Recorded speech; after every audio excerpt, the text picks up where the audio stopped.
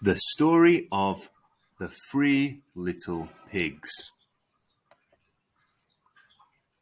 Once upon a time, there was an old sow with three little pigs, and as she had not enough to keep them, she sent them out to seek their fortune. The first that went off met a man with a bundle of straw, and said to him, "Please, man, give me that straw to build me a house," which the man did, and the little pig built a house with it. Presently came along a wolf, and knocked at the door, and said, little pig, let me come in." To which the pig answered, "No, no, by the hair of my chinny chin chin." "Then I'll huff and I'll puff, and I'll blow your house in," said the wolf. So he huffed and he puffed, and he blew his house in, and ate up the little pig. The second pig met a man with a bundle of furze, and said, "Please, man, give me that furze to build a house," which the man did, and the pig built his house. Then along came the wolf, and said, little pig, let me come in." "No, no, by the hair of my chinny chin chin." "Then I'll huff and I'll puff, and I'll blow your house in."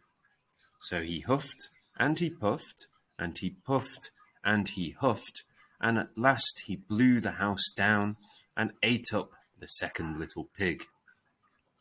The third little pig met a man with a load of bricks, and he said, "Please, man, give me those bricks to build a house with." So the man gave him the bricks, and he built his house with them. So the wolf came, as he did to the other little pigs, and said, little pig, let me come in." "No, no, by the hair of my chinny chin chin." "Then I'll huff and I'll puff, and I'll blow your house in." Well, he huffed and he puffed, and he huffed and he puffed, and he puffed and he huffed, but he could not get the house down. When he found that he could not, with all his huffing and puffing, blow the house down, he said, little pig, I know where there is a nice field of turnips." "Where?" said the little pig. "Oh, in Mr. Smith's home field. And if you will be ready tomorrow morning, I will call for you, and we will go together and get some dinner." "Very well," said the little pig. "I will be ready. What time do you mean to go?" "Oh, at 6 o'clock." Well, the little pig got up at 5 and got the turnips and was home again before 6. When the wolf came, he said, little pig, are you ready?" "Ready," said the little pig. "I have been and come back again and got a nice potful for dinner."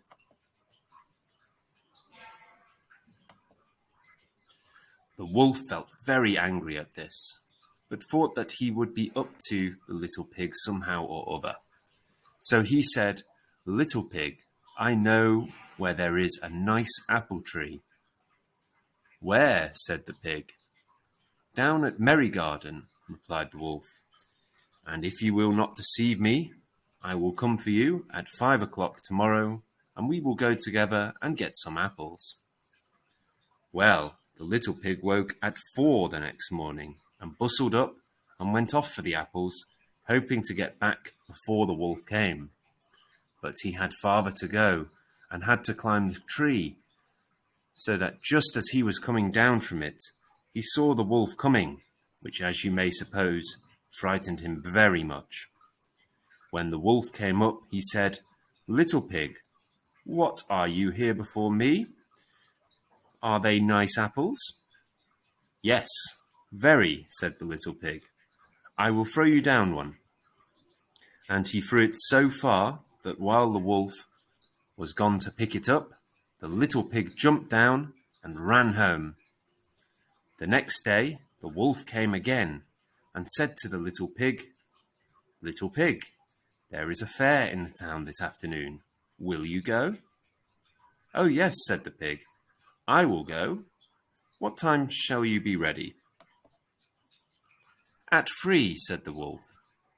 So the little pig went off before the time, as usual, and got to the fair, and bought a butter churn, and was on his way home with it when he saw the wolf coming. Then he could not tell what to do, so he got into the churn to hide, and in doing so turned it round, and it began to roll, and rolled down the hill with the pig inside it, which frightened the wolf so much that he ran home without going to the fair. He went to the little pig's house, and told him how frightened he had been by a great round thing which came down the hill past him. Then the little pig said, "Ha! I frightened you, did I? I had been to the fair and bought a butter churn, and when I saw you I got into it and rolled down the hill."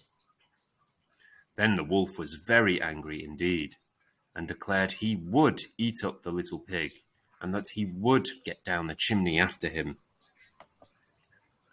When the little pig saw what he was about, he hung on the pot full of water and made a blazing fire, and just as the wolf was coming down, took off the cover of the pot, and in fell the wolf.